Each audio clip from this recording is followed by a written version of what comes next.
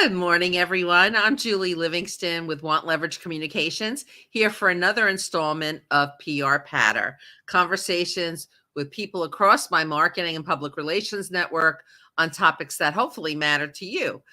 Today, I'm so excited to talk a little bit about humor. And my special guest is Kathy Klotz-Guest. She combines decades of tech communications and performing comedy to help leaders and cultures to be braver, happier, and more effective using humor. Founder of Keeping It Human, Kathy's last book, Stop Boring Me, was named a CEO must read by Inc. magazine. Last December, she placed in the top 3 for funniest comedians in the San Francisco Bay Area and third in height. Important. You can check out her current LinkedIn course, Leading in the Moment with Improv, and her next course under development is on humor for leaders. So welcome, Kathy. I can't think of a better way to start off a morning with a laugh. I agree. Thanks for having me, Julie. We all need it. Let's laugh. You know, I was recently had the pleasure of being featured in a morning brew segment called It's a Good Work series. That's comical. In fact, I'll put it in the chat here. And it's gone viral, which is just crazy. I've never been viral before. So it's my first time. I think it's gotten like close to 400,000 views on TikTok. And it made me realize how much we need more humor in the workplace. The segment I did was called Why is LinkedIn So Weird? Because I do a lot of my work for leaders on LinkedIn, and it just kind of pokes fun at it. And it kind of makes you think about the value of LinkedIn in different ways and what it does for you.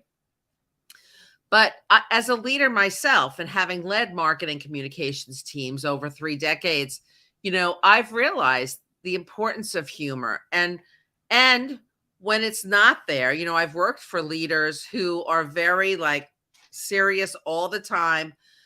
What a drag that is. So why does humor matter at work, Kathy? What does it bring to us? Because people matter. Right. Hello. Right. It's like Soylent Green. It's people.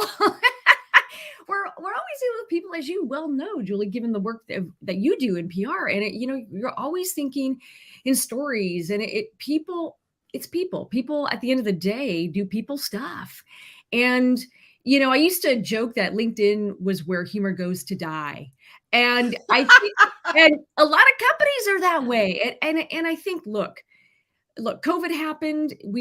I think it was always this way, but I think what the pandemic did for us is it opened our eyes to how much maybe work isn't fulfilling for people. Right. We're not getting our needs met. Psychological safety isn't there. Trust is low. Trust of leaders is at an all-time low. I don't have to tell you, if you look at measures like the Edelman Barometer, we look at sort of the erosion of trust, and it's because we don't see leaders being vulnerable, caring about people, reaching out, creating psychologically safe environments to laugh, to try, to fail, to grow from. And I think there's just a hunger for people to show up just more real, just show up real. And humor is part of that. Humor says, I see you. We're all imperfect. Let's laugh together. It's okay to be imperfect. And I think there's just that absolute need. And it's always mattered. I think where we are at this particular time, coming out of a pandemic, my God, I think it just revealed to us how big that gap is. Yeah, I was just reading some of the research in an article in Harvard Business Review, and the facts support this, that when leaders are, inject humor into the workplace, they are 27% more admired, they're more motivating, their teams are more engaged, and they're more than twice as likely to develop creative solutions to business problems and innovate. Who doesn't want that? But you and I were talking earlier about how humor really, to be funny, takes a little bit of courage and guts. So talk about that too. So It does take courage. I'd also say I think part of why we're so scared is that we equate humor with funny. And humor does not equal funny. And I'm going to say that. And I do stand up comedy and improv comedy, and I teach. And I just did a winery. I was telling Julie out here. It was so much fun. Look, it is not. And I say that because it's important to differentiate. If you can laugh, you have a sense of humor. Congratulations. You're human. You breathe. You've got, look, humor's our birthright. Funny is the specific goal of being funny, and that's wonderful. Sometimes they're the same thing, but I separate that because sometimes just being humorous and playful is enough to lighten a room. And funny can be a heavy burden. So look, if an executive or a leader is naturally funny, that's wonderful. It doesn't mean that that has to be the requirement. We can just lighten up a little bit, be more playful, and that is better than nothing. That is wonderful. That is wonderful. But it does take courage. It takes a tremendous amount of courage because if you're going to do it, we have to understand that there are some rules of the road. And honestly, there's just one rule.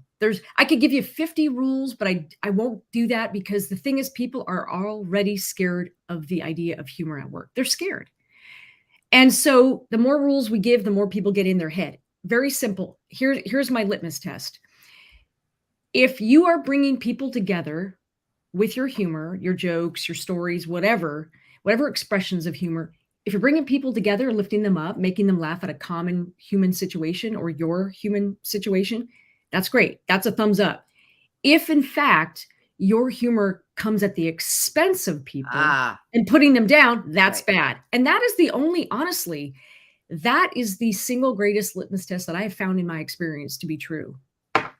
That is so right on. Years ago, I was leading a marketing team for an organization, and actually the CEO he was kind of a funny guy, but his humor was not necessarily in tune with what it was off color, and it wasn't in tune Right. with the team. Right. So I think you really do need to be sensitive to that. And he started this thing where he was circulating jokes by email that were to some people kind of offensive, about women and sex. And it was like, Yep. where is this going? And that Yep. did not work out well for him. So I think you do have to know your audience, right? Yeah. Yeah, you have to know your audience. You always have to remember in the back of your head, your job as a leader isn't to be headlining at the Yuck Hut. No, it's not. I mean, we all want to headline at the Yuck Yeah. Hut.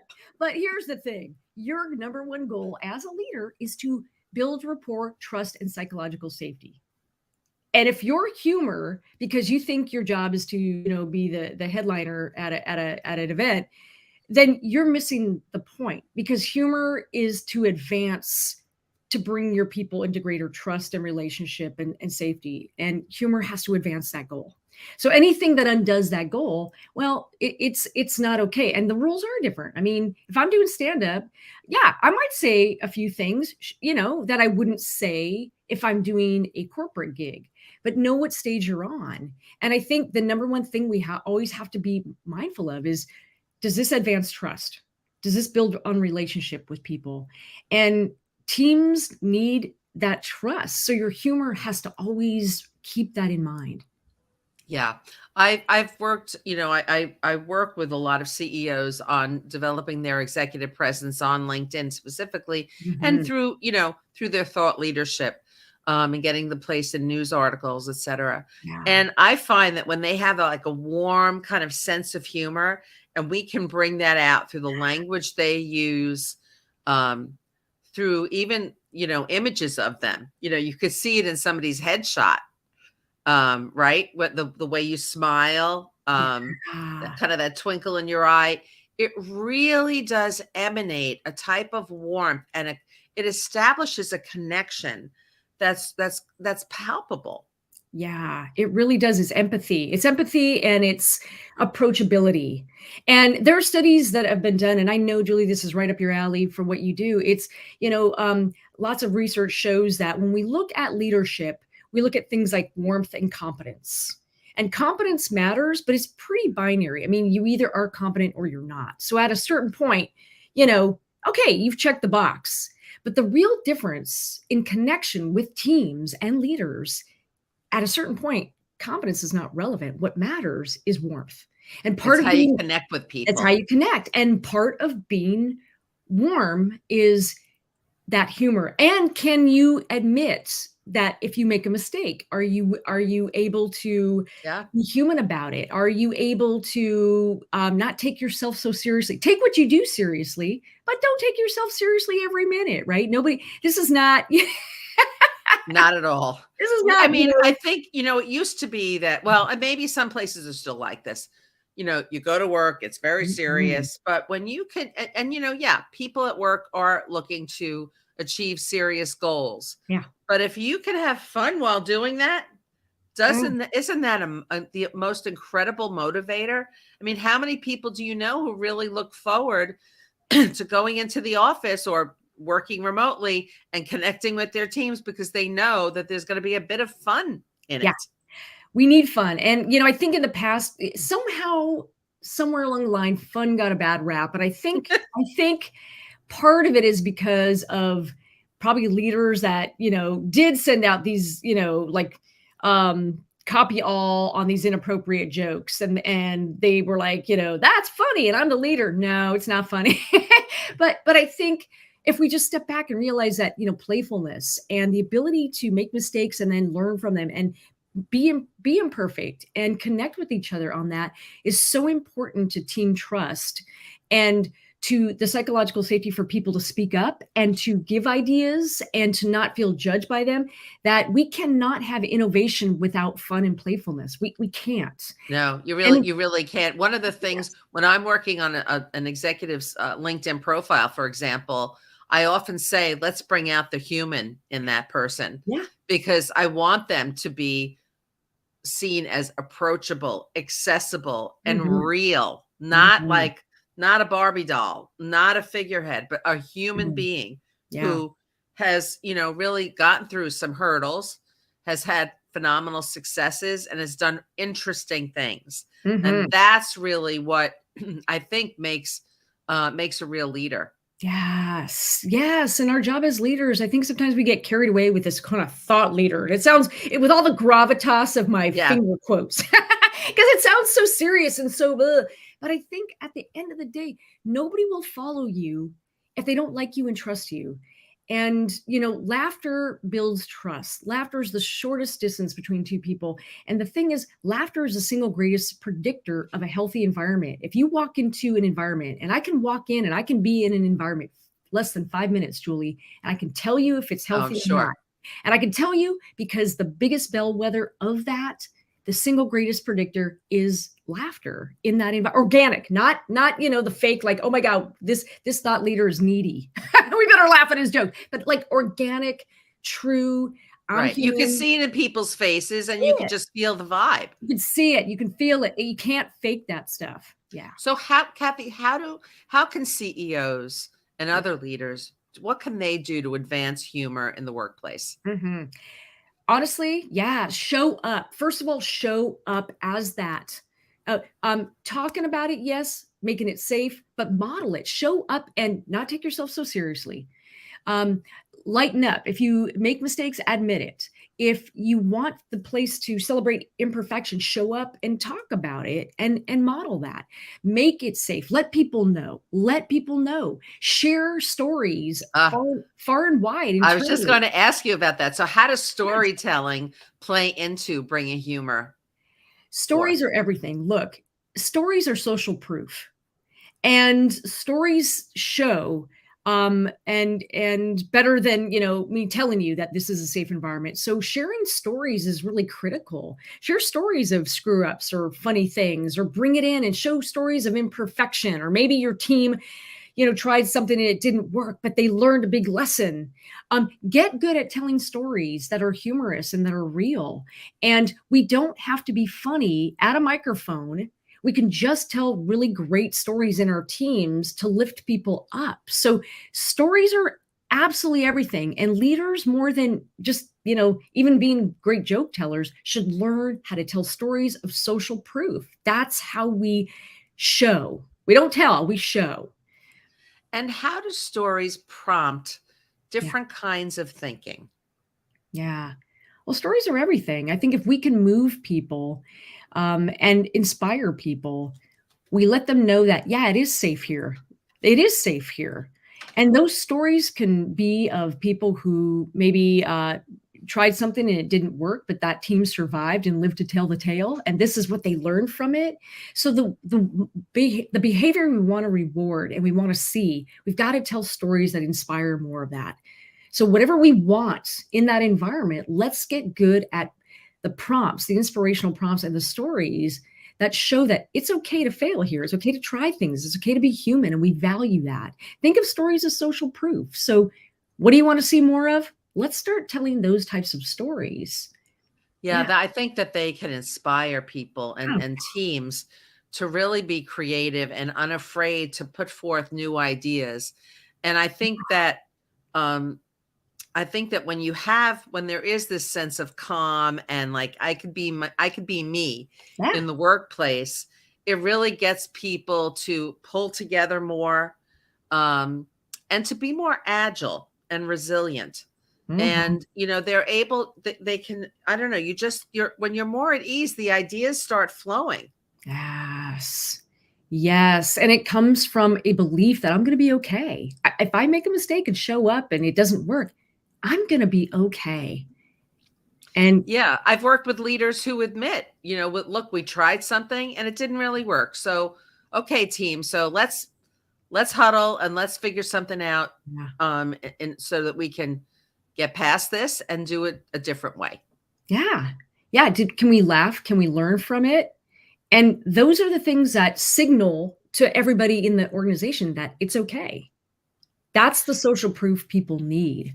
And I think more leaders need to understand that, a humorous story about just maybe imperfection or something really human can inspire in so many more than a joke list will.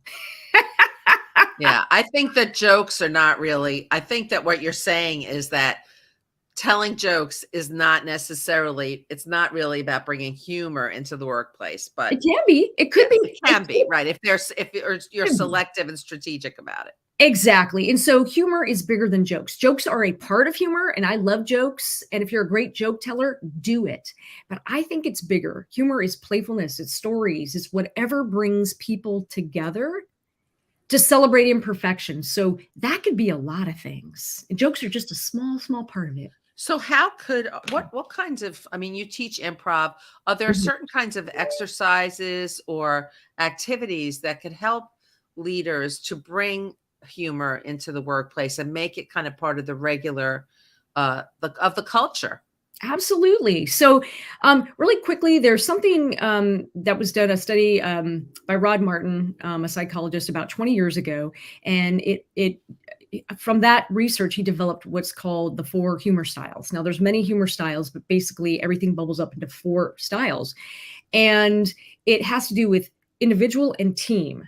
And so when we look at what humor works well in organizations, there's a style called affiliative. Affiliative humor lifts everybody up. So Mm. that's what leaders really need to be going for. Self-enhancing, meaning how do I lighten up a stressful situation as an individual, self-enhancing, and also affiliative. How do I lift my team up? So with that in mind, think about the ways that you can show up. Be lighthearted. Talk about the imperfection of the company. Own it because your employees are going. Do they know? Does that leader know that this is happening here? Own it. Show some humility. You can have a funny story that doesn't celebrate your success. Um, all those kinds of things. So think about storytelling in your team. What if at every meeting you kind of warmed up with sort of a go around the room and let's build a story one word at a time, Oh my and God, I love that. Yeah. let's do that. Let's laugh at each other together, not at each other's expense, but let's just laugh at our common silliness. Or maybe you do a yes and exercise, which if you've done improv, you can yes and each other, go around the room and just see how silly and crazy your idea can get. Because you don't have to do the idea, but let's just engage in what if It's a great thinking. icebreaker. It's a great icebreaker. And you're gonna laugh. There's no judgment. There's no judgment. There's no yes buts. And the whole exercise is to support each other, just to support each other's ideas. That kind of stuff gets people laughing in a creative frame of mind, and makes it safe to engage in like this big idea thinking with no judgment. I love those, Kathy. And Yeah, those are so easily actionable. Those are wonderful. easy. Anyone can do it.